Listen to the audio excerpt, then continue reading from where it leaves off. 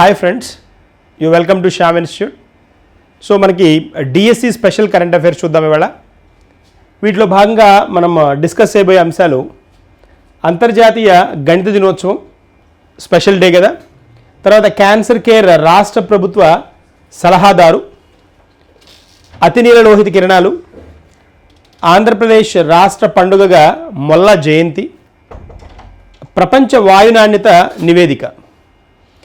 వీటితో పాటు కొన్ని ఎడిషనల్ అంశాలు కూడా చూద్దాం. మనం వన్ బై వన్ డిస్కస్ చేసుకుంటూ వెళ్దాం. మొదటిగా చూస్తే క్యూఎస్ సబ్జెక్టుల విశ్వవిద్యాలయ ర్యాంకింగ్స్ కదా. విశ్వవిద్యాలయ ర్యాంకింగ్స్, సబ్జెక్టుల విశ్వవిద్యాలయ ర్యాంకింగ్స్ అంటున్నాడు. జనరల్గా మనకి ఈ క్యూఎస్కి అంటే క్యూఎస్ అనేది ఒక పర్సన్ పేరు అనమాట. క్యూఎస్ అనేది అదే పేరుని ఈ సంస్థకి ఇచ్చారు, క్వాకిరెల్లి సైమండ్స్ అన్నమాట. ఈ పేరు మీదుగా యూనివర్సిటీస్కి, విశ్వవిద్యాలయాలకి ర్యాంకింగ్స్ ఇస్తారు. క్యూఎస్ ర్యాంకింగ్స్, క్యూఎస్ సబ్జెక్టుల ర్యాంకింగ్, విశ్వవిద్యాలయ ర్యాంకింగ్స్ అంటున్నాం. అంటే జనరల్గా మనకి ఏంటి అని అంటే ఈ పర్టికులర్ ర్యాంకింగ్స్లో మొత్తం 1700 యూనివర్సిటీస్ పాల్గొన్నాయి. 1700 విశ్వవిద్యాలయాలు అనమాట. వీటిలో 50 లోపు ర్యాంకు వచ్చిన భారతదేశ విశ్వవిద్యాలయాలు కనుక మనం చూస్తే ఇక్కడ కనిపిస్తున్నాం అనమాట. ఇవి అనమాట ఇక్కడ కనిపిస్తున్న ఈ 9, ఈ 9 ఏంటి అని అంటే 50 లోపు, 9కి 50 లోపు ర్యాంకులు వచ్చినవి అనమాట. ఇవి క్వశ్చన్ మనకి అంటే ఈ సబ్జెక్టులు వేరు, మళ్ళీ సబ్జెక్టులు వేరు కాబట్టి వేరు సబ్జెక్టుల్లో వచ్చాయి. ఒకే సబ్జెక్టులో వేరే ర్యాంకులు వేరే విశ్వవిద్యాలయాలకు వచ్చినవి కూడా మనం చూడబోతున్నాం. వీటిలో మొదటిగా చూస్తే Indian school of mines, ISM అంటాం. ఇండియన్ స్కూల్ ఆఫ్ మైన్స్ అనమాట. ఇది ధన్బాద్లో ఉంది. దీనికి 20వ ర్యాంక్ వచ్చిందనమాట. దేనిలో అంటే ఏ కేటగిరీలో అంటే సబ్జెక్ట్ ఏంటి అని అంటే ఇంజనీరింగ్, మినరల్ మరియు మైనింగ్ అనమాట. దానిలో 20వ ర్యాంక్ వచ్చింది, 20th ర్యాంక్. ఇదే సబ్జెక్ట్లో IIT బాంబేకి 40వ ర్యాంక్ వచ్చింది. ఇదే సబ్జెక్ట్లో IIT ఖరగ్పూర్కి 45వ ర్యాంక్ వచ్చింది. ఇప్పుడు మనకి కావాల్సిన పాయింట్ ఏంటి అని అంటే ఇక్కడ మూడింటికి సబ్జెక్ట్ ఒకటే, మూడింటిలో సబ్జెక్ట్ ఒకటే, ర్యాంక్స్ మార్పు. 20వ ర్యాంకులో ఉన్నదాన్ని ఖచ్చితంగా ట్యాగ్ చేస్తాడు. ఇంజనీరింగ్, మినరల్ మరియు మైనింగ్లో ISM, Indian school of mines ధన్బాద్లో ఉంది. దానికి 20వ ర్యాంక్. ఇది అంటే ఉన్న వాటన్నింటిలోకి ఇదే చిన్న ర్యాంక్ అనమాట. ఇదే చిన్న ర్యాంక్ అంటే బెస్ట్ ర్యాంక్ అని, 50 లోపు బెస్ట్ ర్యాంక్ ఇదే కాబట్టి అదొకటి అడగడానికి స్కోప్ ఉంటుంది. మిగిలిన ఏమేంటివి? IIT బాంబే 40వ ర్యాంక్, IIT ఖరగ్పూర్ 45వ ర్యాంక్. ఇలా ఈక్వల్ టు ఉంది అని అంటే దీంతో పాటు ఇంకొక విశ్వవిద్యాలయానికి కూడా ఇదే ర్యాంక్ వచ్చిందని పాయింట్. తర్వాత మళ్ళీ మనం చూస్తే ఇంకొక 2 సబ్జెక్ట్స్ చూడండి. ఈ 2 ఒకటి engineering, electrical and electronics. Engineering, electrical and ఎలక్ట్రానిక్స్లో IIT ఢిల్లీకి 47వ ర్యాంక్ వస్తే IIT బాంబేకి దీనిలో 50వ ర్యాంక్ వచ్చింది. సబ్జెక్ట్ ఈ రెండింటిది ఒకటే, ఇంజనీరింగ్, ఎలక్ట్రికల్ అండ్ ఎలక్ట్రానిక్స్. తర్వాత బిజినెస్ వైజ్ వచ్చేటప్పటికి ఈ 2 చూడండి. వ్యాపారం మరియు నిర్వహణ అధ్యయనాల్లో, బిజినెస్ రిలేటెడ్ యాక్టివిటీస్లో, నిర్వహణ అధ్యయనాల్లో IIM అహ్మదాబాద్, IIM బెంగళూరు కనిపించాయి మనకి. IIM అహ్మదాబాద్కి 27వ ర్యాంక్. ధన్బాద్ తర్వాత ISM తర్వాత ఇంకొక చిన్న ర్యాంక్ ఈ IIM అహ్మదాబాద్. దేనికి? వ్యాపారం మరియు నిర్వహణ అధ్యయనాలకు అనమాట, ఇంపార్టెంట్ వన్. తర్వాత IIT మద్రాస్ ఇంజనీరింగ్ అండ్ పెట్రోలియంలో 31వ rank. JNU Jawaharlal Nehru university, JNU వచ్చినప్పటికి 29వ ర్యాంక్ అభివృద్ధి అధ్యయనాల్లో. ఈ 2 వేరు సబ్జెక్ట్స్. ఇది పాయింట్. ఏది? భారతదేశ విశ్వవిద్యాలయాలు ఇవి. అలాగే మనం ప్రపంచవ్యాప్తంగా ఉన్న విశ్వవిద్యాలయాలు ఏమున్నాయో చూద్దాం. ఈ లిస్టులో ప్రపంచవ్యాప్తంగా చూస్తే ఇక్కడ చూడండి వేరే సబ్జెక్ట్స్ ఇవి. ఇది కళలు కదా, ఆర్ట్స్ కదా. ఇదిగోండి కళలు మరియు మానవీయ శాస్త్రాలు, ఇంజనీరింగ్ మరియు టెక్నాలజీ, లైఫ్ సైన్సెస్ మరియు మెడిసిన్, సోషల్ సైన్స్ మరియు మేనేజ్మెంట్. వీటిలో కనుక ఒకసారి చూస్తే మనకి ఈ ఒక్క ఏరియాలో తప్ప, ఇంజనీరింగ్ మరియు టెక్నాలజీలో తప్ప మిగిలిన వాటన్నింటిలో హార్వర్డ్ విశ్వవిద్యాలయమే ఉంది చూడండి. అదొక్కటి గుర్తుంచుకుంటే సరిపోతుంది. ఇంజనీరింగ్ మరియు టెక్నాలజీలో హార్వర్డ్ యూనివర్సిటీ కాదు first position, Massachusetts institute of technology, దీన్నే MIT అని పిలుస్తారు. Massachusetts institute of technology, MIS, అది యుఎస్లో ఉందన్నమాట. మిగిలిన వాటన్నింటిలో హార్వర్డ్ యూనివర్సిటీ ఫస్ట్ ఉంటుంది చూడండి. తర్వాత ఇంకొకటి ఏంటి అని అంటే అన్నింటిలో సెకండ్ పొజిషన్లో మనకి ఆక్స్ఫర్డ్ యూనివర్సిటీ కనిపిస్తుంది చూడండి. ఆక్స్ఫర్డ్ యూనివర్సిటీ UK అనమాట. దిస్ ద వన్ సెకండ్ పొజిషన్లో. కళల్లో, ఇంజనీరింగ్లో, లైఫ్ సైన్సెస్లో, సోషల్ సైన్స్లో అన్నింటిలో సెకండ్ పొజిషన్ ఆక్స్ఫర్డ్ విశ్వవిద్యాలయం. మొదటిది హార్వర్డ్ యూనివర్సిటీ. దేనిలో కాదు, ఇంజనీరింగ్ మరియు టెక్నాలజీలో కాకుండా మిగిలిన మూడింట్లో మనకి హార్వర్డ్ యూనివర్సిటీనే. తర్వాత థర్డ్ వన్ వచ్చేటప్పటికి కళల్లోకి వచ్చేటప్పటికి కేంబ్రిడ్జ్ యూనివర్సిటీ, ఇంజనీరింగ్కి వచ్చేటప్పటికి స్టాన్ఫర్డ్ విశ్వవిద్యాలయం. అదే కనుక లైఫ్ సైన్సెస్కి వచ్చేటప్పటికి జాన్ హాప్కిన్స్ యూనివర్సిటీ అనమాట. తర్వాత ఇక్కడికి వచ్చేటప్పటికి మళ్ళీ స్టాన్ఫర్డే ఉంది చూడండి. కనీసం 3 స్టేజెస్ గుర్తుపెట్టుకోండి. 3 ర్యాంక్స్ టాప్ గుర్తుపెట్టుకోవడం అవసరం అవుతుంది. 4వ పొజిషన్లో ఇక్కడ స్టాన్ఫర్డ్ ఉంది, ఇక్కడ కేంబ్రిడ్జ్ ఉంది, ఇక్కడ యూనివర్సిటీ ఆఫ్ కాలిఫోర్నియా, ఇక్కడ ETH జూరిచ్ ఉంది. జూరిచ్ అనేది సిటీ పేరు కూడా, స్విట్జర్లాండ్లోని సిటీ పేరు. తర్వాత ఇక్కడ స్టాన్ఫర్డ్, ఇక్కడ మ్యాసాచ్యూసెట్స్ ఉంది, ఇక్కడ మ్యాసాచ్యూసెట్స్ ఉంది, ఇక్కడ కేంబ్రిడ్జ్ యూనివర్సిటీ ఉంది. ఫస్ట్ 3 పొజిషన్స్ మాత్రం గుర్తుంచుకోండి. ఇండియన్ కాంటెక్స్ట్లో మనకి ISM ధనబాద్ చూసాం, 20వ ర్యాంక్ ఉంది అది. సో దానికి రిలేటెడ్గా దేనిలో, మైనింగ్లో అని గుర్తుంచుకోవాలి అది. తర్వాత ఇక్కడ ఇంటర్నేషనల్ పార్ట్కి వచ్చేటప్పటికి మొదటి పొజిషన్లో దాదాపుగా 3 హార్వర్డ్ విశ్వవిద్యాలయం ఉంది, ఒక్కదానిలో మాత్రం మ్యాసాచ్యూసెట్స్ ఇన్స్టిట్యూట్ ఆఫ్ టెక్నాలజీ ఉంది. అది దేనిలో అని అంటే ఇంజనీరింగ్ అండ్ టెక్నాలజీలో. ఆ పాయింట్ గుర్తుపెట్టుకుంటే సరిపోదు. ఖచ్చితంగా క్వశ్చన్ అడుగుతాడు ఇక్కడ నుంచి, ఏ కాంపిటేటివ్ ఎగ్జామినేషన్ అయినా అడుగుతాడు. మన DSCలో అయితే పక్కా క్వశ్చన్ ఇక్కడ నుంచి 100% టర్న్ అవుతుంది. మీరు ఓల్డ్ పేపర్స్ కూడా చూడండి, QS రిలేటెడ్గా ఇంట్రడ్యూస్ చేసిన ప్రతి నివేదికలో క్వశ్చన్ ఉంటుంది. That's a point. తర్వాత నెక్స్ట్ వన్కి వెళ్దాం మనం. నెక్స్ట్ చూద్దాం. ఇక్కడ చూడండి, ప్రపంచ కిడ్నీ దినోత్సవం. ఈ కిడ్నీ దినోత్సవం అంటే 13 మార్చి అనమాట. మనకిది 13th మార్చ్. 13th మార్చ్ మనం ది ప్రపంచ కిడ్నీ డేని జరుపుకుంటాం. కిడ్నీస్ ఇంపార్టెన్స్ మనకు తెలుసు కదా. ఫిల్టరింగ్, మనం తిన్న ఆహారాన్ని ఫిల్టర్ చేయడంలో చాలా ప్రముఖ పాత్ర వహిస్తుంది. మనకి చాలా ప్రముఖ పాత్ర వహిస్తుంది. ఒక్కసారి కనుక ఈ కిడ్నీస్ కనుక ఏదైనా ఇబ్బందికి గురైతే కనుక అవి మళ్ళీ యథాస్థానానికి, మళ్ళీ అదే పొజిషన్కి రావడం చాలా కష్టం అంటారు. దీనికి ఇతివృత్తం ఏమి ఇచ్చారు అంటే 2025 సంవత్సరానికి ఇతివృత్తం, are your kidneys okay, detect early, protect kidney health. Are your kidneys okay, detect early, protect kidney health అనేది థీమ్ అనమాట. 2025కి థీమ్ అనమాట. సో మనకి ఇక్కడ ఇలాగే మనకి హెల్త్కి రిలేటెడ్గా కనుక ఇంపార్టెంట్ డేస్ కనుక మనం చూస్తే, హెల్త్కి రిలేటెడ్గా ఉన్న ఇంపార్టెంట్ డేస్ కనుక చూస్తే మనకి జనవరి మంత్లో జాన్ 27న వరల్డ్ లెప్రసీ డే చూస్తాం. వరల్డ్ లెప్రసీ డే, లెప్రోసీ, కుష్ఠవ్యాధి అంటాం కదా. వరల్డ్ లెప్రసీ డే మనకి జనవరి 27న అబ్జర్వ్ చేస్తాం. అంటే ఆరోగ్యానికి సంబంధించిన ఇంపార్టెంట్ డేస్ చెప్తున్నాను నేను ఇక్కడ. World leprosy day John 27th, ప్రపంచ లెప్రసీ డే. లెప్రసీ రాద్దాం, లెప్రసీ దినోత్సవం అందాం. తర్వాత మనకి ఫిబ్రవరికి వచ్చేటప్పటికి ఫెబ్ 4న మనకి ఒక ఇంపార్టెంట్ డే ఉంది, చాలా ఇంపార్టెంట్ డే.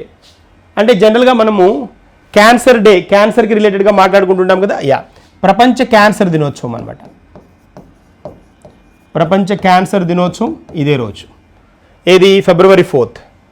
తర్వాత మార్చ్ 14th. ఇప్పుడు మనం మార్చి 13th 14th కదా, మార్చి 14th ఒకటి ఇంపార్టెంట్ డే ఉంది. ఇది కిడ్నీ దినోత్సవం మనకి మార్చి 13th కదా. ఇది 13th చూద్దాం. మార్చి 13th ప్రపంచ కిడ్నీ దినోత్సవం. ఇది ఇంపార్టెంట్, 13th కావాలి కాబట్టి.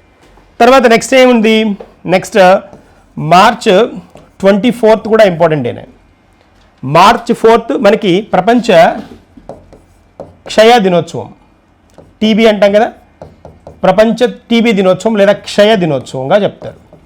ఇవన్నీ హెల్త్కి రిలేటెడ్వే చూడండి డేస్ అన్ని. దీని తర్వాత మార్చ్ 24 తర్వాత చాలా ఇంపార్టెంట్ వన్, ఎక్కువ సార్లు అడిగినది మనకి ఎగ్జామ్లో ఏంటి అంటే April 7th. April 7th world health day, ప్రపంచ ఆరోగ్య దినోత్సవం అనమాట. వరల్డ్ హెల్త్ డే అంటాం, ప్రపంచ ఆరోగ్య దినోత్సవం.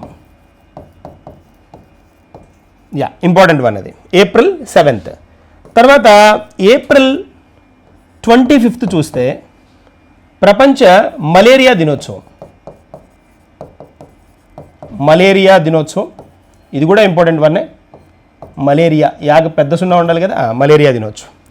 తర్వాత ఏప్రిల్ 24 నుంచి 30కి మనము ప్రపంచ వరల్డ్ ఇమ్యూనిటీ డే అంటాం. వరల్డ్ ఇమ్యూనిటీ డే ఉంది కదా, ఇమ్యూనిటీ డేగా చెప్తాం. ఇమ్యూనిటీ రిలేటెడ్గా ఉన్న డే అనమాట, అది ఇమ్యూనిటీ డే అంటాం, వరల్డ్ ఇమ్యూనిటీ డే. అంటే మనకి ఇవన్నీ చూడండి హెల్త్కి రిలేటెడ్గా ఉన్న డేసే ఇవన్నీ, ఇప్పుడు మనం చెప్పుకున్నవన్నీ. తర్వాత నో టొబాకో డే కూడా ఉంది ఒకటి, no tobacco, world no tobacco day అంటాం. నో టొబాకో డే మే 31న అబ్జర్వ్ చేస్తాం, మే 31st. ఇది కూడా ఇంపార్టెంట్ వన్నే. దాని తర్వాత జూలై 28 కూడా మనకి ఇంపార్టెంట్ వన్నే, వరల్డ్ హెపటైటిస్ డే అంటారు. World hepatitis day. ఇవి ఖచ్చితంగా గుర్తుపెట్టుకోండి. ఇప్పుడు నేను బోర్డు మీద చెప్పినవన్నీ కనీసం ఒక్కసారన్నా ఎగ్జామ్లో అడిగినవే. వరల్డ్ హెపటైటిస్ డే జూలై 28 అనమాట మనకి. తర్వాత నో టొబాకో డే మే 31, ఏప్రిల్ 24 నుంచి 30 దాకా వరల్డ్ ఇమ్యూనిటీ డే అంటాం. సో మనకి ఇమ్యూనిటీ కోసం మనకి కోవిడ్ టైంలో కూడా ఇమ్యూనిటీ తగ్గి హెల్త్ ఇష్యూస్ వచ్చాయనుకున్నాం కదా, వరల్డ్ ఇమ్యూనిటీ వీక్గా చెప్తారు. డే అనకూడదు దీన్ని, వరల్డ్ ఇమ్యూనిటీ వీక్ అని చెప్పాలి, వారం అనమాట. 24 నుంచి 30th దాకా ఏప్రిల్ 25ని ప్రపంచ మలేరియా డేగా చెప్తారు. April 7th world health day, ఇది చాలాసార్లు అడిగాడు. April 7th. మార్చ్ 24th వచ్చేటప్పటికి క్షయ దినోత్సవం, ప్రపంచ టీబీ డే అంటాం. మార్చ్ 13th ప్రపంచ కిడ్నీ దినోత్సవం, మనం అదే కదా చెప్పుకున్నాం. ఇప్పుడు కిడ్నీ దినోత్సవం గురించి మాట్లాడుకున్నాం. ఫిబ్రవరి 4th వచ్చేటప్పటికి ప్రపంచ క్యాన్సర్ డేగా చెప్పుకుంటాం, వరల్డ్ క్యాన్సర్ డే. జనవరి 27th వరల్డ్ లెప్రసీ డేగా చెప్పుకుంటాం. ఇవి గుర్తుంచుకోండి, ఖచ్చితంగా ఒక డే పక్కా ఎగ్జామ్లో అడగడానికి స్కోప్ ఉంటుంది. వెళ్దాం, నెక్స్ట్ వన్కి వెళ్దాం. ఇక్కడ చూడండి, రీసెంట్గా మనకి వార్తల్లో ఉన్న ఈ అంశం చూద్దాం ఒకసారి.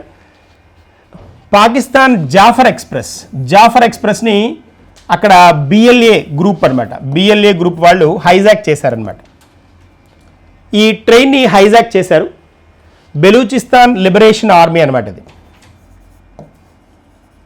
Balochistan liberation army.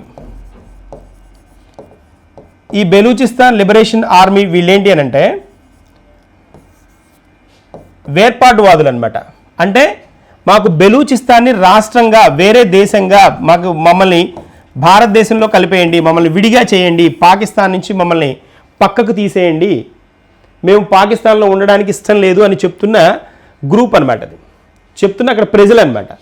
వాళ్ళల్లో కొంచెం ఈ వేర్పాటువాదులు ఎవరైతే ఉన్నారో వాళ్ళు ఒక గ్రూప్గా ఫామ్ అయ్యి ప్రభుత్వానికి వ్యతిరేకంగా, అంటే వీళ్ళు ఏం చేస్తారు, ప్రభుత్వ ఆస్తులను ధ్వంసం చేయడం కానీ, వాళ్ళని విడి చేసే వరకు అనమాట. ప్రభుత్వ ఆస్తులను ధ్వంసం చేయడం, లేదా ప్రభుత్వానికి ఆస్తులకు సంబంధించిన వాటిని వాళ్ళ కంట్రోల్లో తీసేసేసుకోవడం, ఇలాంటి యాక్టివిటీస్ని స్టార్ట్ చేశారు.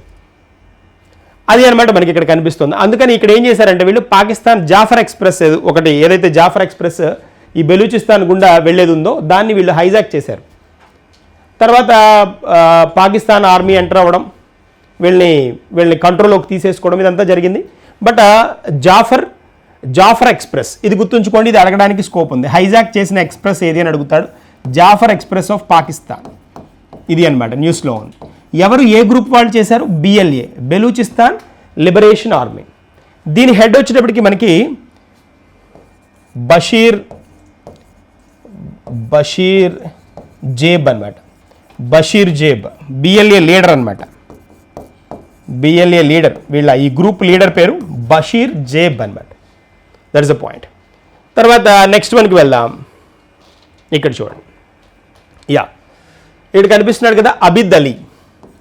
ఈ అబిద్ అలీ రీసెంట్గా కన్ను మూసిన క్రికెటర్ అనమాట, ఆల్రౌండర్. అంటే 1941లో మనకి హైదరాబాద్లో జన్మించిన ఈయన 1967లో మనకి బిస్బేన్ కదా, ఈ బిస్బేన్ ఆస్ట్రేలియా బిస్బేన్లో మొదటి క్రికెట్ టోర్నీలో పాల్గొన్నాడు అనమాట. నెంబర్ ఆఫ్ టెస్టులు ఆడడం, దాదాపుగా 29 నుంచి 30 టెస్టుల దాకా ఇతను పాల్గొనడం, దాదాపుగా 1000 రన్నులు చేయడం, ఇలా స్పెషల్ రికార్డే ఉంది ఇతని పేరు మీద. మనకి ఆబిచరీ కింద అడుగుతాడు, అంటే రీసెంట్గా చనిపోయిన వాళ్ళ మరణాలు, ఎవరైతే మరణించిన వాళ్ళు ఉన్నారో వాళ్ళ గురించి అడుగుతాడు. కాబట్టి ఇతను మాజీ ఆల్రౌండర్, హైదరాబాద్ వాసి, తెలుగు రాష్ట్రాలకు చెందిన వ్యక్తే. ఈయన అబిద్ అలీ కన్నుమూశారు. ప్రశ్న అడగడానికి స్కోప్ ఎలా ఉంటుంది అని అంటే, ఏ క్రీడకు సంబంధించిన వ్యక్తి అని అడుగుతాడు. సో క్రికెట్కి చెందిన ఆల్రౌండర్ అనమాట. That's a point. తర్వాత నెక్స్ట్ కనుక మనం చూస్తే, నెక్స్ట్ పాయింట్ కనుక వెళ్తే,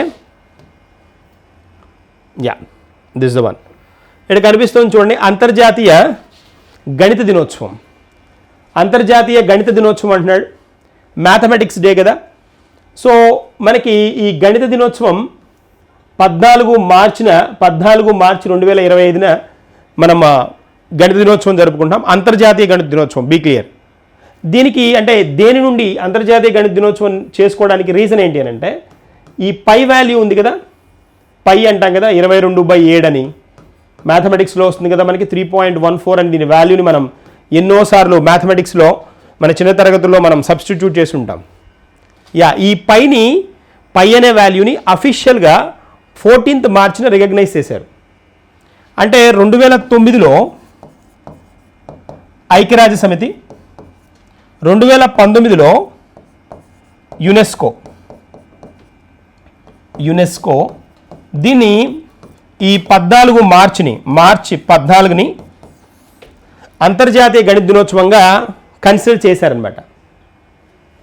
సో అందుకని మార్చి 14న మనము అంతర్జాతీయ గణిత దినోత్సవం లేదా పై డే అన్నా కూడా ఇదేనమాట. పై డే అని కూడా పిలుస్తారు, దీన్ని పై డే అని పిలుస్తారు, అంతర్జాతీయ గణిత దినోత్సవం అని పిలుస్తారు.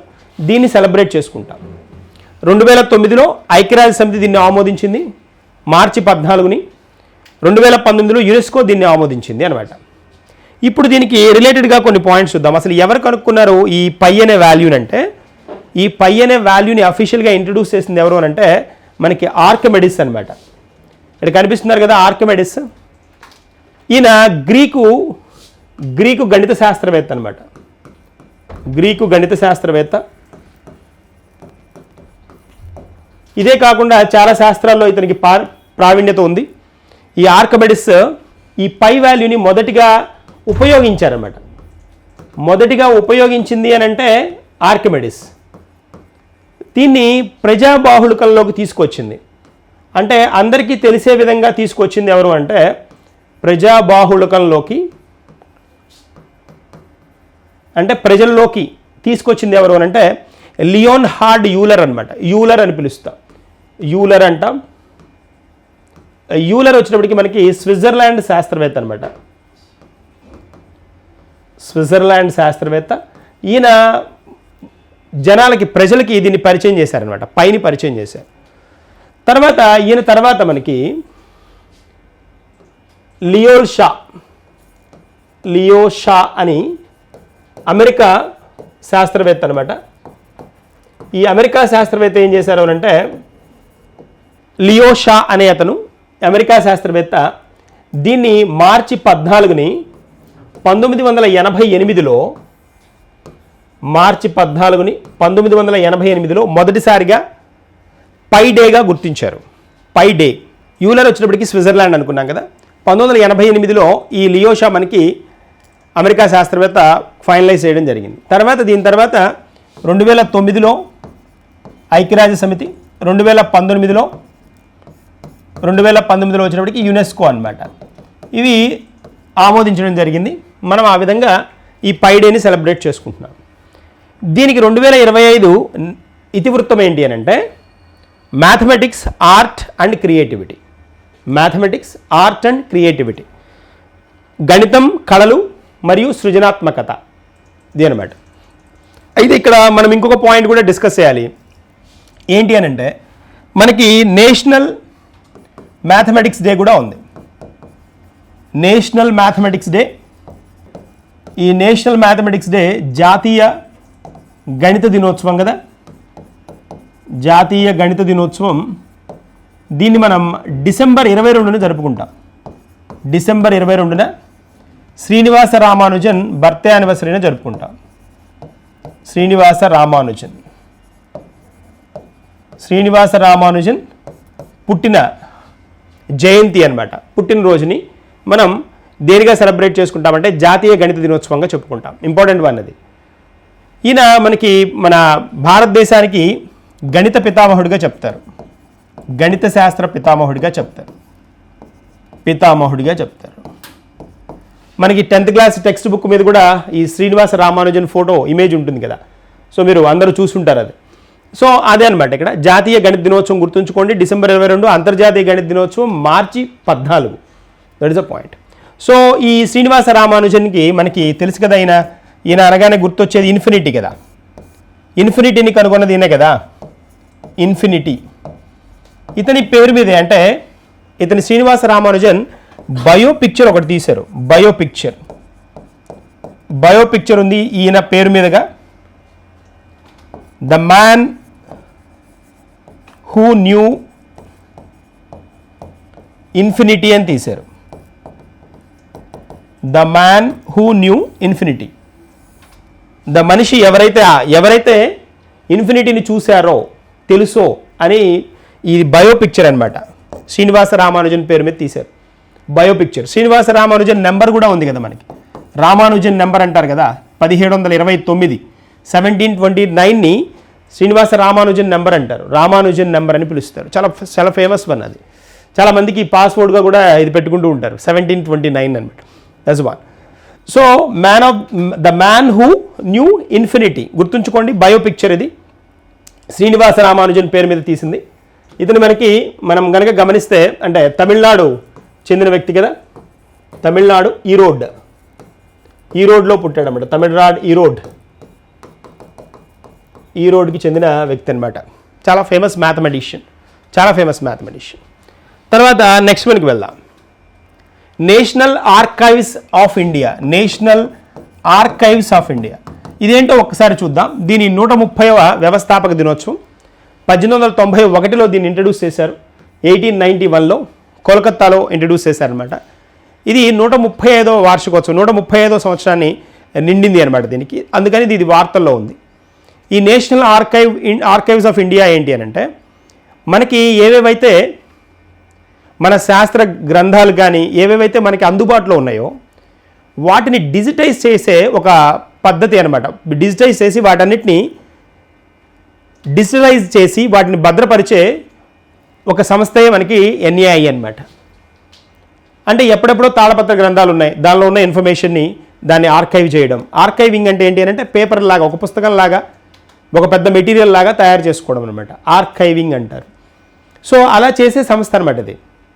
మన వేదాలకు సంబంధించో లేకపోతే నెక్స్ట్ మనకి ఏవైతే ప్రామాణిక గ్రంథాలు ఉన్నాయో అన్ని భాషలకి సంబంధించి, తర్వాత అన్ని మతాలకు సంబంధించి ఉన్న ప్రామాణిక గ్రంథాలని భద్రపరిచి ఆర్కైవ్ చేసే ఒక మెకానిజం.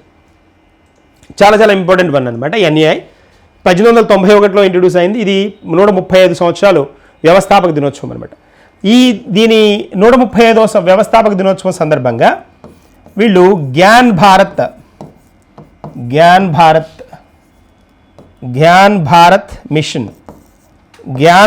మిషన్ అని మన కల్చరల్ మినిస్టర్ ఉన్నారు కదా, సాంస్కృతిక శాఖ మంత్రి గజేంద్ర సింగ్ షెకావత్ కదా, సాంస్కృతిక శాఖ మంత్రి గజేంద్ర సింగ్ షెకావత్ కదా, ఆయన ఈ జ్ఞాన్ భారతదేశ జ్ఞానము అంతే కదా, మన జ్ఞానం అంతా మన గ్రంథాల్లో ఏదైతే ఇమిడి ఉందో దాన్ని వీళ్ళు ఏం చేస్తున్నారు, ఆర్కైవ్ చేస్తున్నారు. రోజుకు దాదాపుగా 6,000 పేపర్లు, 6,000 పైన పేపర్లు వీళ్ళు ఆర్కైవ్ చేస్తూ ఉంటారు అన్నమాట, డిజిటలైజ్ చేస్తూ ఉంటారు. అంత చాలా పెద్ద వ్యవస్థ అనమాట అది. దీన్ని 135వ వ్యవస్థాపక దినోత్సవం స్టార్ట్ అయిన దినోత్సవం. ఇంపీరియల్ రికార్డ్ డిపార్ట్మెంట్గా ఇది ఫస్ట్లో స్టార్ట్ అయింది. తర్వాత దీనికి నేషనల్ ఆర్కైవ్స్ ఆఫ్ ఇండియాగా పేరు మార్చారనమాట. That is the one. చాలా చాలా ఇంపార్టెంట్, గుర్తుంచుకోండి. జ్ఞాన్ భారత్ మిషన్. మన సాంస్కృతిక శాఖ మంత్రి ఎవరు? సాంస్కృతిక శాఖ మంత్రి గజేంద్ర సింగ్ షెకావత్. మనం ఈ కాన్సెప్ట్స్ నేర్చుకుంటున్నప్పుడే మంత్రులు ఇవన్నీ నేర్చేసుకోవాలి. అట్లా ఈజీగా గుర్తుంటాయి. లేకపోతే మొత్తాన్ని పట్టినప్పుడు ఏమవుతుందంటే కన్ఫ్యూజన్ వచ్చేస్తుంది. ఇలాంటి కాన్సెప్ట్స్ చెప్పుకున్నప్పుడు ఒక్కొక్క మంత్రి గురించి డీటెయిల్గా చెప్పుకోవాలి. That's one. వెళ్దాం, నెక్స్ట్ వన్కి వెళ్దాం. ఆంధ్రప్రదేశ్ రాష్ట్ర పండుగగా మొల్లా జయంతి. ఈవిడ జయంతిని మనము పండగగా జరుపుకోవాలి అని మన ఆంధ్రప్రదేశ్ రాష్ట్ర ప్రభుత్వం అనౌన్స్ చేసిందనమాట. 13th మార్చ్ 13/3 అనమాట. 13th మార్చ్ని ఒక రాష్ట్ర పండగగా మొల్లా జయంతిని జరుపుకోవాలి అన్నది మనకి కాన్సెప్ట్ అనమాట. అని ఆంధ్రప్రదేశ్ రాష్ట్ర ప్రభుత్వం మనకి అనౌన్స్ చేయడం జరిగింది. కాబట్టి వార్తల్లో ఉంది కాబట్టి మనకి ఇన్ఫర్మేషన్, ఈవిడ గురించి ఉన్న ఇన్ఫర్మేషన్ తెలుసుకోవాలి. మనకి మొల్లా అనగానే ఈవిడ మనకి 16వ శతాబ్దానికి చెందిన వ్యక్తి అనమాట. 16వ శతాబ్దం చాలా ప్రముఖమైన వ్యక్తిగా చెప్తాం. 16వ శతాబ్దానికి చెందిన మైత్రి మొల్లా. ఈవిడ మనకి ఇప్పుడు ప్రజెంట్ వైఎస్ఆర్ కడప జిల్లా బద్వేలు మండలంలోని మొల్ల గ్రామానికి చెందిన వ్యక్తి అనమాట. మొల్ల ఊరి పేరే. 16వ శతాబ్దానికి చెందిన వ్యక్తి. ఈవిడ రాసిన గ్రంథాల్లో చాలా ప్రముఖమైనది ఏంటి అని అంటే మొల్ల రామాయణం అంటాం. మొల్ల రామాయణంగా చెప్పుకుంటాం. అంటే మొల్ల రామాయణం ఏంటి అని అంటే తెలుగులో ఈవిడ వాల్మీకి రాసిన రామాయణం మనకి సంస్కృతంలో ఉంది. వాల్మీకి రాసిన సంస్కృత రామాయణాన్ని తెలుగులో అనువదించింది ఈవిడ. మరి తెలుగులో అనువదించిన మొదటి ఆవిడ అంటే మొదటి ఆవిడ కాదు. ఈవిడ కంటే ముందు మనకి 13వ శతాబ్దంలో రంగనాథ రామాయణం అని ఉంది. 13వ శతాబ్దానికి చెందిన రంగనాథ రామాయణం. ఈ రంగనాథ రామాయణాన్ని 13, 14 అని పర్ఫెక్ట్గా చెప్పలేము. 13, 14 శతాబ్దాలకు చెందిన రంగనాథ రామాయణం. దీన్ని రాసింది ఎవరంటే మనకి గోన బుద్ధారెడ్డి అనమాట. గోన బుద్ధారెడ్డి రాసిన రంగనాథ రామాయణం తెలుగులో అంటే మనకు అప్పుడు 13వ శతాబ్దం 14 అంటే కాకతీయుల పాలన ఆ సమయానికి అనమాట. మొదటిసారిగా తెలుగులో వచ్చిన రామాయణం అయితే ఇదేగా చెప్పుకోవాలి. ఏది? రంగనాథ రామాయణం 13, 14 శతాబ్దాల్లోది. ఇక్కడికి వచ్చేటప్పటికి ఈవిడ స్పెషాలిటీ ఏంటి అని అంటే తెలుగులో రాశారు. మొల్ల రామాయణం మొదటి కవయిత్రి అనమాట. లేడీ రాసినది ఇదే ఫస్ట్ బుక్ అయి ఉంటుంది. That's a point. వాల్మీకి రామాయణాన్ని ఇతను సంస్కృతంలో రాశారు. రామాయణాన్ని సంస్కృతంలో రాసింది వాల్మీకి. దాన్ని వీళ్ళు మార్చారనమాట. దాన్ని వీళ్ళు తెలుగులోకి మార్చారు.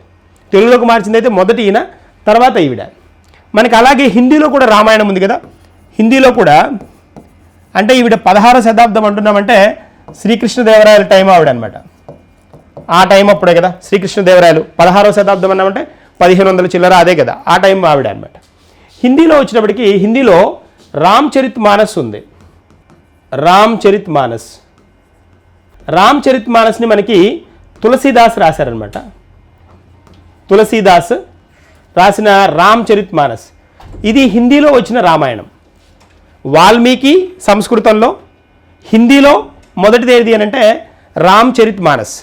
ఈ రామ్చరిత్ మానస్ వచ్చినప్పటికీ మనకి బాగా ఎర్లియర్ స్టేజెస్లో కదా, 12వ శతాబ్దం ఆట అయిందనమాట రామ్చరిత్ మానస్. తులసీదాస్ రాసింది. ఈ రామ్చరిత్ మానస్ 12 కాదు, ఇది 16 అయి ఉంటుంది. 15, 16 ఆ శతాబ్దాల్లో ఉంటుంది. ఈయన రామ్చరిత్ మానస్ ఈ తులసీదాస్ని ఏమనేవాళ్ళంటే అభినవ వాల్మీకిగా చెప్పేవాళ్ళు. వాల్మీకితో పోల్చేవాళ్ళు అనమాట. ఎవరిని? ఈ మనకి రామ్చరిత్ మానస్ రాసిన తులసీదాస్ని. అలాగే తమిళంలో కూడా ఉంది. తమిళంలో రామాయణం కూడా రాశారు. అది కంబన రామాయణం అంటాం. కంబరామాయణం అంటారు. కంబరామాయణం. దీన్ని కంబన్ రాశాడనమాట. కంబన్ తమిళంలో. తమిళంలో రాశారు. This one. ఇది గుర్తుంచుకోవాల్సిన అంశం. ఇక్కడ మనం అన్ని దానికి రిలేటెడ్గా అన్ని పాయింట్స్ని చెప్పుకున్నాం కదా, కన్ఫామ్గా ఇంపార్టెంట్ ఏరియా, గుర్తుంచుకోవాల్సిన అంశం కూడా. కంబరామాయణం, కంబన్ రాశారు తమిళంలో. This one. తర్వాత నెక్స్ట్ వన్కి వెళ్దాం. ఎస్, ఇక్కడ చూడండి, క్రియేటివిటీ అండ్ ప్రాబ్లమ్ సాల్వింగ్. ఇది పుస్తకం. మనకి పుస్తకాలు రచయితలు అనే కాన్సెప్ట్ ఉంటుంది కదా, పుస్తకాలు రచయితలు ఉంటాయి కాబట్టి దీనిలో మనం ఇతివృత్తాలు చదువుకునేటప్పుడు, ఇతివృత్తం చదివేటప్పుడు, పుస్తకాలు రచయితలు చదివేటప్పుడు ఇవి రెండు దాదాపుగా ఎక్కువ శాతం ఇంగ్లీష్లోనే ఇస్తారు. తెలుగులోకి ట్రాన్స్లేట్ చేసి ఇవ్వరు. రాసిన పుస్తకాన్ని రాసినట్టే ఇస్తారు. కాబట్టి ఇవి ఇంగ్లీష్లో కనిపించినంత మాత్రం టెన్షన్ పడకూడదు. అవి ఎగ్జామ్లో అడిగేది కూడా ఇంగ్లీష్లోనే ఉంటాయి. ఇన్వర్టెడ్ కామర్స్ పెట్టి ఇచ్చేస్తారు. Creativity and problem solving. Creativity and problem solving. The Brian Tracy. Brian Tracy అనేది పర్సన్ పేరు. ఈ పుస్తకాన్ని రాసింది బ్రియన్ ట్రేసీ అనమాట. Brian Tracy. Brian Tracy success library. Brian Tracy ఎలా జీవితంలో సక్సెస్గా తన లైఫ్ని లీడ్ చేశాడు అని చెప్తూ రాసిన పుస్తకం అనమాట ఇది. ఇది అంటే ఇలాంటి పేర్లు ఉన్నాయని టెన్షన్ పడకండి. అంతర్జాతీయ రచయితలను కూడా, అంటే అంతర్జాతీయంగా ఫేమస్ అయిన రచయితలను కూడా అడుగుతూ ఉంటాడు. ఓన్లీ భారతదేశంలో ఉన్న వాళ్ళనే కాదు. ఎంతసేపటికి మనకి అరవింద్ అడిగానో, చేతన్ భగత్నో, లేకపోతే నెక్స్ట్ అరుంధతి రాయ్నో, వీళ్ళనే కాకుండా అంతర్జాతీయంగా ఫేమస్ అయిన ఆథర్స్ని కూడా అడుగుతూ ఉంటాడు. తర్వాత దీని తర్వాత ఇంకొక బుక్ చూడండి మనం. ఇదొకటి book, voice for the voiceless. ఇక్కడ ఈ పర్సన్ని చూడగానే మనకు గుర్తొచ్చే, మనకి బాగా తెలిసిన పర్సన్ లాగా అనిపిస్తున్నారు కదా, ఈయనే దలైలామా. దలైలామా. సో ఈ దలైలామా రాసిన పుస్తకం అనమాట ఇది, the voice for the voiceless. Voice for the voiceless, over 7 decades of struggle with China for my land my people. For my land my people. ఈయన పుస్తకం ఉంది, మై ల్యాండ్ మై పీపుల్ అనే పుస్తకం కూడా ఇందు ఫేమస్ వన్నే. మై ల్యాండ్ మై పీపుల్ అనే పుస్తకం కూడా ఇందు ఉంది. ఇది కూడా ఫేమస్ వన్నే. ఈయన ఆటోబయోగ్రఫీ కూడా ఉంది. ఆటోబయోగ్రఫీ అంటే స్వీయ చరిత్ర అనమాట. ఈయన ఆటోబయోగ్రఫీలో famous one freedom to exile. Freedom to exile అని ఒక పుస్తకం ఉంది. ఇది ఈయన స్వీయ చరిత్ర అనమాట. ఫ్రీడమ్ టు ఎక్సైల్ అని ఇదొక book. My land my people అనేది కూడా ఇంకొక బుక్ అనమాట. ఇదొక బుక్. ఇప్పుడు మనం చూస్తున్నది ఏంటి, present voice for the voiceless అనేది ఈయన రాసిన పుస్తకం. సో వార్తల్లో ఉంది కాబట్టి అడుగుతాడు. ఈయనకి దలైలామాకి ఇండియాతోటి స్పెషల్ బాండేజ్ ఉంది. ఇక్కడ ఈయన రాసిన పుస్తకాల్లో కూడా చైనాకి వ్యతిరేకంగా ఉంటుంటాయన్నమాట. జనరల్గా ఏంటి అంటే చైనా నుంచి వచ్చిన శరణార్థుడు ఇతను. చైనా శరణార్థుడి కింద చెప్తారనమాట. అంటే ఏంటి అని అంటే వీళ్ళ ఇతను భూటాన్ అధ్యక్షుడిగా కూడా చెప్తా. భూటాన్కి ఒక మెయిన్ ముఖ్యమైన పర్సన్ కింద చెప్తారు ఇతన్ని. ఈ వీళ్ళ ప్రాబ్లం ఏంటి అని అంటే టిబెట్ నా భౌగోళిక ప్రాంతంలోకే వస్తుంది అనేది చైనా వాదన అనమాట. అది దాన్ని వ్యతిరేకిస్తూ వచ్చిన గ్రూప్ అంతా ఏంటి అంటే దలైలామాలు. ఈ దలైలామాలు ఏంటి అంటే బుద్ధుడిని పూజించేవాళ్ళు అనమాట. అంటే బుద్ధుడి యొక్క ఏవేవైతే విషయాలు ఉన్నాయో వాటిని పాలించేవాళ్ళు, వాటిని ఫాలో చేసేవాళ్ళు. ఈ దలైలామాలు ఏంటి అని అంటే ఈ గ్రూప్ అనమాట, రూల్ చేసే ఆ సిస్టమ్ అంతా రూల్ చేసేవాళ్ళు ఈ దలైలామాలు. ఈయన హిమాచల్ ప్రదేశ్లోనే అక్కడి నుంచి ఒక 7 కిలోమీటర్లో ఇతని సిస్టమ్ అంతా ఉంటుందన్నమాట. అక్కడి నుంచే ఇతను ఈ ప్రోగ్రామ్స్ అన్ని వీటన్నిటికీ అటెండ్ అవుతూ ఉంటారు. భారతదేశానికి చాలా ప్రముఖమైన వ్యక్తిగా చెప్పుకుంటాం మనం. 1959 నుంచి ఇప్పటిదాకా కూడా ప్రస్తుతానికి కూడా ఇతను శరణార్థుల్లాగే ఉన్నాడు. భారతదేశ శరణార్థి అనమాట ఇతను. ఎవరు, దలైలామా. ఈ దలైలామా మనకి 14th దలైలామా, 14వ దలైలామా అనమాట. ఈ దలైలామా సిస్టమ్ ఉంటుంది. అంటే వాళ్ళ గురువులు అనమాట, మత గురువులని దలైలామాలు అంటారు. దలైలామా అనేది కామన్ పేరు. సో ఇతని పేరేంటి అని అంటే ఇతను ఎన్నో వాడంటే 14వ దలైలామా. 14వ దలైలామా అనమాట. లిమో డోపింగ్ ఇతని పేరు. లిమో డోపింగ్ అనమాట ఈ పేరు, అసలు పేరు. ప్రస్తుతానికి ఇతను ఏంటి అంటే 14వ దలైలామాగా ఉన్నారు. ఇప్పుడు మనకి కావాల్సిన పాయింట్స్ చూడండి ఒకసారి. అతను రాసిన బుక్స్లో మై ల్యాండ్ మై పీపుల్ అతని పుస్తకమే. తర్వాత అతని ఆటోబయోగ్రఫీ స్వీయ చరిత్ర ఫ్రీడమ్ టు ఎక్సైల్. సో తర్వాత ఇప్పుడు ప్రస్తుత పుస్తకం ఏంటి అని అంటే వాయిస్ ఫర్ ద వాయిస్లెస్. 70 సంవత్సరాలు, 7 డికేడ్స్ అంటున్నారు కదా. డికేడ్ అంటే 10 సంవత్సరాలు కదా, 7 డికేడ్స్ అంటే 70 సంవత్సరాలు. 70 సంవత్సరాల నుంచి మేము చైనా నుంచి చాలా ఆందోళన ఫేస్ చేస్తున్నాం, మమ్మల్ని ఇబ్బంది పెడుతోంది చైనా అని ఈ పుస్తక సారాంశం అనమాట. That is one. తర్వాత నెక్స్ట్ వన్కి వెళ్దాం, ఇంకో పాయింట్ చూద్దాం. ఇక్కడ చూడండి, గ్లోబల్ ఆనర్స్. ఇది కూడా ఇంపార్టెంట్ వన్నే. గ్లోబల్ ఆనర్స్లో మనకి నమో ఉన్నారు కదా, ప్రధానమంత్రి నరేంద్ర మోడీకి ఇప్పటి వరకు వచ్చిన గ్లోబల్ ఆనర్స్ ఏంటి అని అంటే ఎన్ని అని అంటే 21. అంటే ప్రపంచ దేశాలు, వివిధ దేశాల నుంచి ఇతనికి బెస్ట్ పౌరుడిగా, అంటే వాళ్ళ దేశంలో ఉండే అత్యధిక పౌర పురస్కారాన్ని ఇతనికి ఇవ్వడం జరిగిందనమాట. అలా పౌర పురస్కారాన్ని ఇతనికి ఇచ్చింది ఫస్ట్ ఎవరు అని అంటే 2016లో మనకి సౌదీ అరేబియా ఇచ్చిందనమాట. సౌదీ అరేబియా మొదటిసారిగా వాళ్ళ బెస్ట్ సిటిజన్గా, వాళ్ళ మంచి పౌరుడిగా ఇతనికి ఈ అవార్డు ఇవ్వడం జరిగింది. అంటే మంచి పౌరుడిగా ఇన్ ద సెన్స్ ప్రపంచంలో బెస్ట్ సిటిజన్ అనమాట. ఎందుకు? వాళ్ళతోటి, ఆ దేశాలతోటి మంచి దౌత్య సంబంధాలు ఉంచి, ఎప్పటి నుంచో వివాదాలు ఉన్నా కూడా వాటిని పక్కన పెట్టి మంచి గుడ్ రిలేషన్ తోటి మూవ్ అయినందుకు ఇతన్ని రికగ్నైజ్ చేశారనమాట. వాళ్ళు Saudi Arabia order of the king Abdul Aziz ఈ బిరుదుని ఇవ్వడం జరిగిందనమాట. ఈ టైటిల్ని 2016లో. మొదటి దేశం సౌదీ అరేబియా. తర్వాత మనకి అమెరికా ఉంది, రష్యా ఇచ్చింది, తర్వాత మనకి కువైట్, గయానా, ఇలాగా చాలా దేశాలు ఇచ్చాయి. 2020లో అమెరికా ఇచ్చింది, 2024లో రష్యా ఇచ్చింది అనమాట. రష్యా వచ్చినప్పటికీ సెయింట్ ఆండ్రూ ది అపోస్టిల్ అని వాళ్ళ అవార్డు అనమాట అది. అమెరికా వచ్చినప్పటికీ లెజియన్ ఆఫ్ మెరిట్ అని ఇవ్వడం జరిగింది. 2016లో 2 సార్లు 2 దేశాలు, 2018లో 1 దేశం, 2019లో 3 దేశాలు, 2021లో 1 దేశం, 23లో వచ్చినప్పటికీ 5 దేశాలు, 6 దేశాలు కదా. 2023లో 6 దేశాలు, 2024లో కూడా 6 దేశాలు, 25లో ఇప్పటి వరకు 1 దేశం.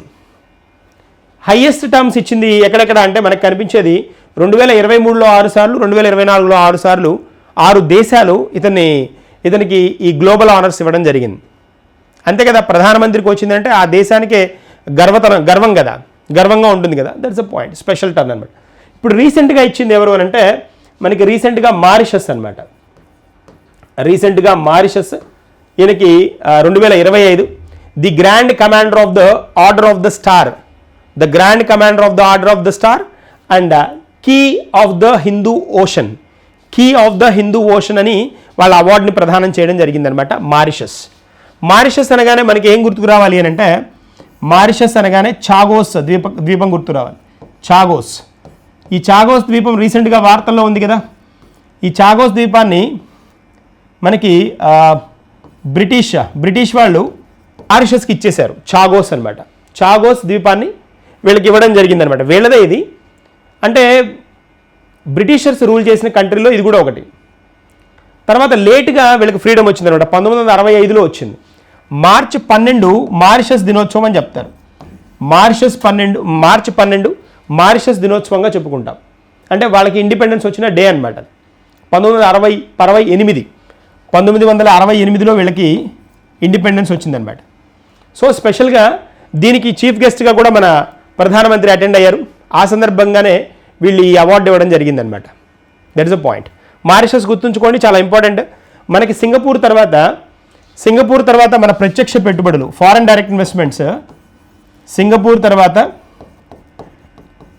మన ప్రత్యక్ష పెట్టుబడులు ఎక్కువ ఉన్నది మారిషస్లోనే. అనమాట. సింగపూర్ తర్వాత ఫారెన్ డైరెక్ట్ ఇన్వెస్ట్మెంట్స్ ఉన్నాయి కదా, ప్రత్యక్ష పెట్టుబడులు. That is a point. తర్వాత నెక్స్ట్ వన్కి వెళ్దాం. నెక్స్ట్ వన్ చూద్దాం. ప్రపంచ వాయు నాణ్యత నివేదిక. దీన్ని మనకి ఐక్యూ ఎయిర్ అనే సంస్థ జనరల్గా ఇస్తూ ఉంటుంది.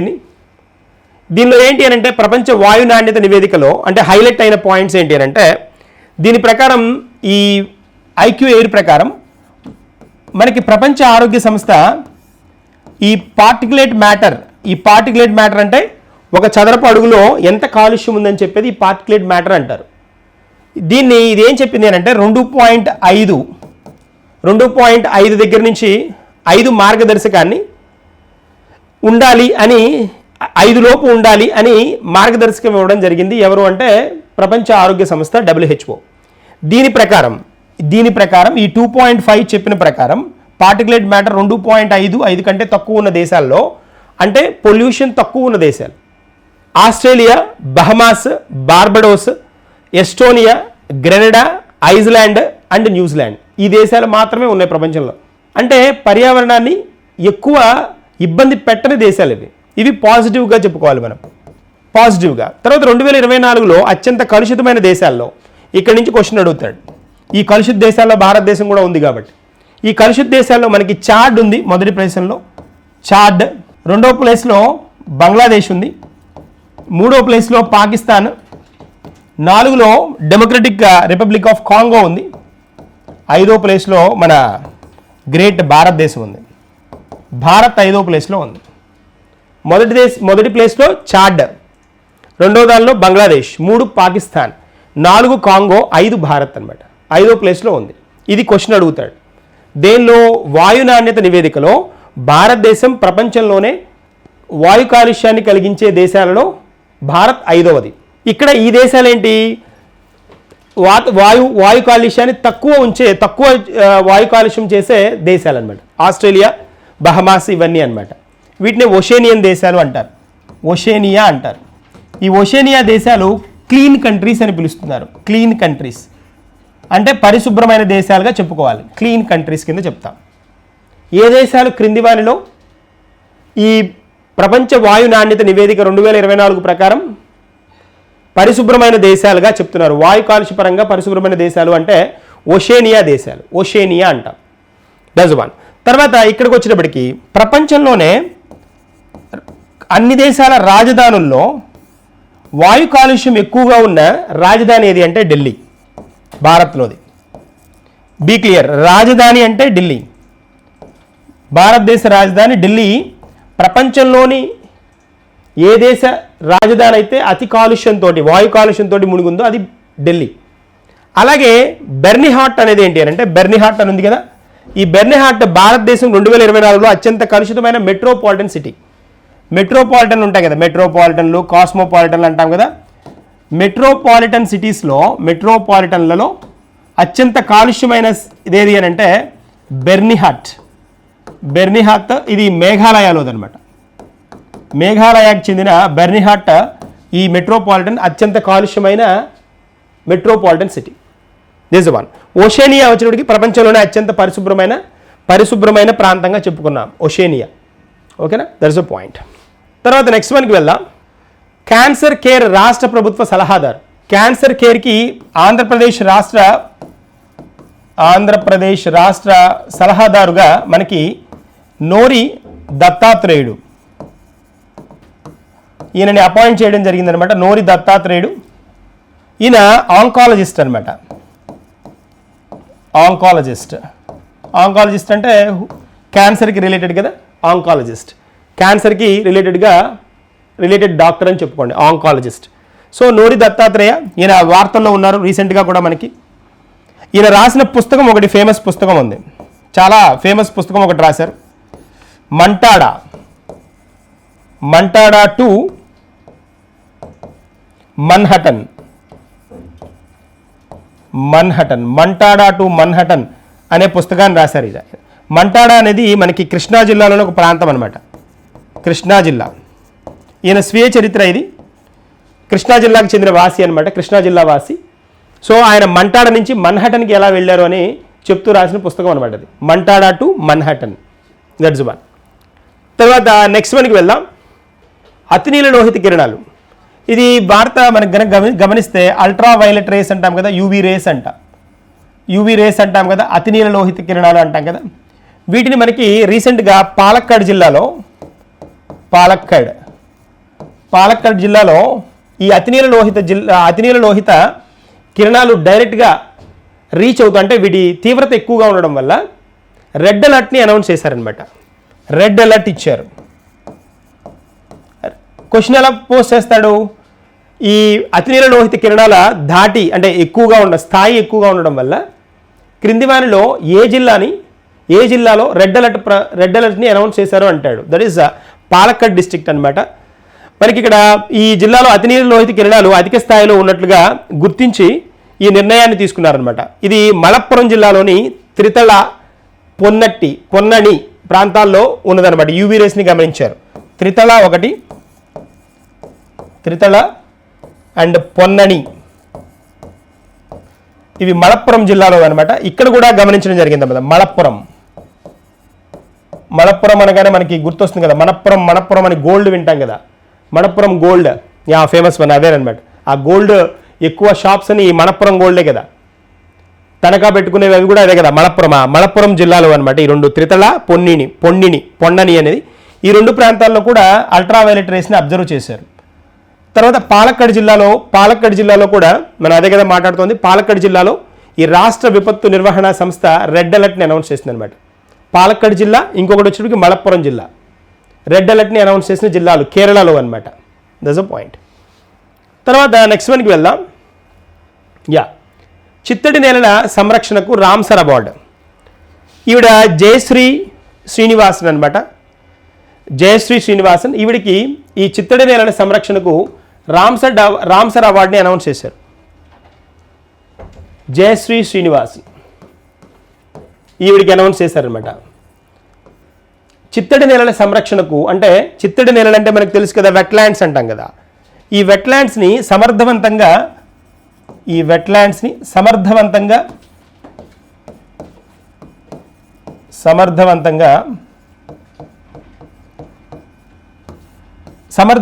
హ్యాండిల్ చేసినందుకు, అంటే వాటిని వైజ్ వేలో సమర్థవంతంగా ఉపయోగించినందుకు ఈవిడికి జయశ్రీ శ్రీనివాసన్కి ఈ అవార్డు ఇవ్వడం జరిగిందనమాట. ఏది? Ramsar award. మనకి రామ్సర్ తెలుసు కదా, రామ్సర్ సైట్స్ అంటాం కదా. రామ్సర్ అనేది మనకి ఇరాన్లో ఒక సిటీ పేరు అనమాట. రామ్సర్ అవార్డుని అనౌన్స్ చేశారని చెప్పుకుంటాం కదా. దీన్ని జనరల్గా మనకి ఈ చిత్తడి నేలల పరిరక్షణ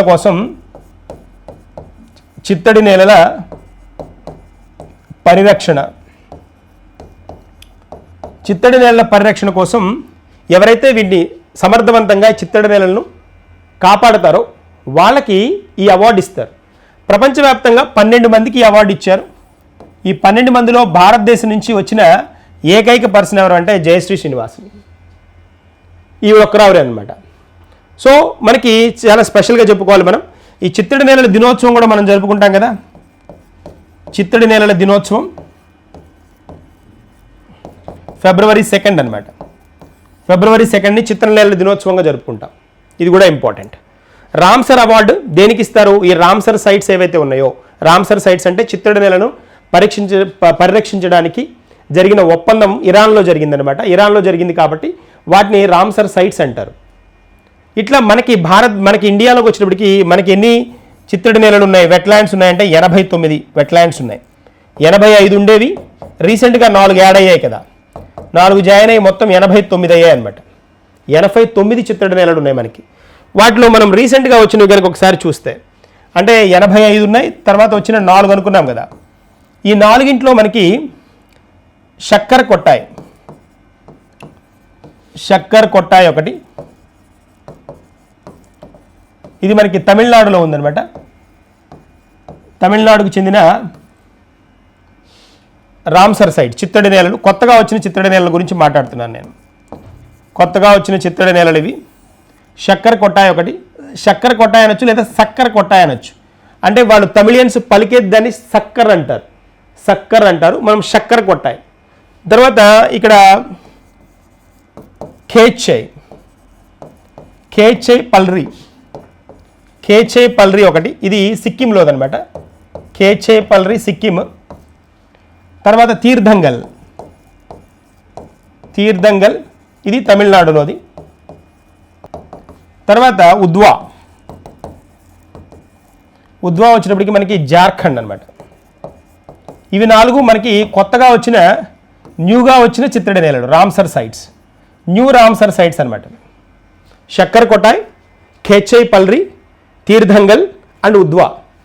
ఈ ఉద్వా ఒకటి, ఈ ఉద్వా ఇది సిక్కింలోది కదా, ఇది ఉద్వా వచ్చి జార్ఖండ్లోది కదా. ఇది ఆ రాష్ట్రానికి మొదటి చిత్తడి నేలలు అనమాట. ఆ రాష్ట్రంలో ఉన్న మొదటి చిత్తడి నేలలు, ఆ రాష్ట్రానికి ఏర్పడిన మొదటి చిత్తడి నేలలు ఫస్ట్ అనమాట అవి. మిగిలిన రాష్ట్రాల్లో తమిళనాడులో మీకు ఈ రెండు తమిళనాడు కదా, తమిళనాడులో బాగానే ఎక్కువే ఉన్నాయి, ఎక్కువ చిత్తడి నేలలే ఉన్నాయి. బట్ వీటిల్లో మాత్రం ఈ రాష్ట్రాల్లో ఇవే మొదటివి అనమాట. సిక్కింలో, తర్వాత ఉద్వాలో. ఇప్పుడు మనకి ఇండియాలో మొత్తం ఎన్ని రామ్సర్ సైట్స్ ఉన్నాయి, చిత్తడి నేలలు ఎన్ని ఉన్నాయి? 89 అనమాట. ఇది మనకి దీనికి రిలేటెడ్గా ఉన్న అంశం. ఇవి ఇవాళ కరెంట్ అఫైర్స్. మనం డిఎస్సి స్పెషల్లో మనం డిస్కస్ చేస్తున్న పాయింట్స్ని 1-2 సార్లు నోట్ చేసుకోండి. ఆ నోట్ చేసుకుంటే ఏమవుతుందంటే అవి ఎక్కువ రోజులు గుర్తుండడానికి స్కోప్ ఉంటాయి. వింటూ ఉంటే ఏమవుతుందంటే అప్పుడు చాలా వినసొంపుగా ఉంటాయి, తర్వాత మర్చిపోవడానికి స్కోప్ ఉంటుంది. కాబట్టి నోట్ చేసుకోండి చెప్పిన పాయింట్స్ని. ఆ ఎడిషనల్ పాయింట్స్ అవి చెప్పిన చోట స్టార్ మార్క్ పెట్టుకోండి ఏవైతే ఇంపార్టెంట్ అనుకున్నామో. ఎగ్జామ్లో ఖచ్చితంగా వాటి నుంచి వచ్చే బెనిఫిట్ మీరు ఖచ్చితంగా తీసుకోగలుగుతారు. కంటిన్యూస్ ప్రాసెస్లో కరెంట్ అఫైర్స్ ప్రిపేర్ అవ్వండి. ఒకరోజు అలా ప్రిపేర్ అయ్యి వదిలేయడం కాకుండా కంటిన్యూస్గా ప్రిపేర్ అయితే బెనిఫిట్ ఉంటుంది. చలో then, thank you then, all the best.